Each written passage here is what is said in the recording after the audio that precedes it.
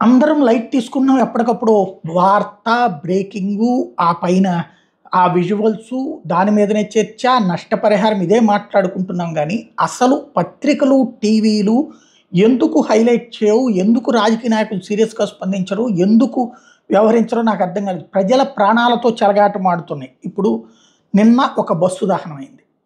ఇది శ్రీకాళహస్తి దగ్గర నుంచి ట్రావెల్ అవుతున్నటువంటి ఒక bus. Private travels bus Srikalahasti Tirupati highway మీద బస్సు దగ్ధమైంది. ఆంధ్రప్రదేశ్‌లోని తిరుపతి జిల్లాలో ఘోర ప్రమాదం తప్పింది. శ్రీకాళహస్తి తిరుపతి హైవే మీద ఆదివారం తెల్లవారుజామున ప్రైవేట్ బస్సు దగ్ధమైంది. రేణిగుంట సమీపంలోకి రాగానే బస్సులో నుంచి ఒక్కసారిగా మంటలు చెలరేగినాయి. బస్సులో నుంచి మంటలు రావడం గమనించిన డ్రైవర్ అప్రమత్తమై వెంటనే బస్సును ఆపేసి ప్రయాణికులు దించేశారు. దీంతో పెను ప్రమాదం తప్పింది. ఈ ప్రమాదంలో బస్సు పూర్తిగా కాలిపోయింది. ప్రయాణానికి గల కారణాల మీద విచారణ చేపట్టారు. అసలు ఇదే సంగతి. మొన్న ఇక్కడ అంతే కదా, టిప్పరును ఇది ఢీకొంటే మన ప్రకాశం జిల్లా నుంచి హైదరాబాద్ వెళ్తూ ఉండగా టిప్పరును ఒక బస్సు ఢీకొంటే బస్సు తగలబడిపోయింది కదా. టిప్పర్ బాగానే ఉంది. అసలు ఏంటి బస్సులు ఇలా ఊరికూరికనే తగలబడుతున్నాయి. దాంట్లో ప్రయాణించేది మనము. తగలబడితే అందరం కదా నాశనం అయిపోయేటటువంటిది. అసలు దానికి రీజన్ ఏంటి? రవాణా శాఖ దర్యాప్తు చేయాలా? హోంశాఖ దర్యాప్తు చేయాలా? కేంద్ర ప్రభుత్వంని ఇన్వాల్వ్ చేయాలి అవసరమైతే. కానీ ఇక్కడ జరిగిన ఇన్సిడెంట్స్ అన్ని రాష్ట్రంలోనే.